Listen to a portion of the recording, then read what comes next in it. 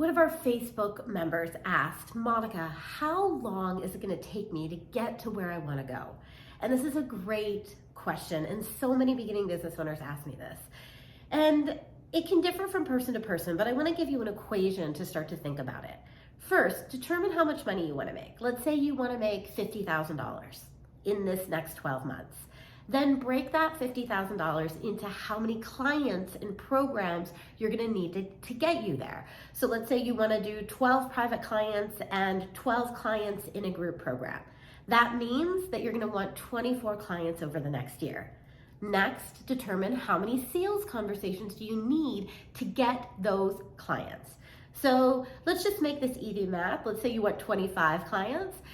If your conversion rate is 1 out of 3, meaning you need 3 sales conversations to convert 1 client, then you're going to need 75 sales conversations, right? 25 times 3 is 75.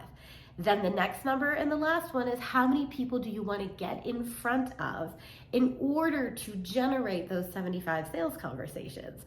And typically you want to multiply the 75 times 3 to get that number. So that means you need to get in front of approximately 225 people in order to generate 75 sales conversations. Now this seems like a lot and it could be much less for you, but this gives you a way to start to think about your business.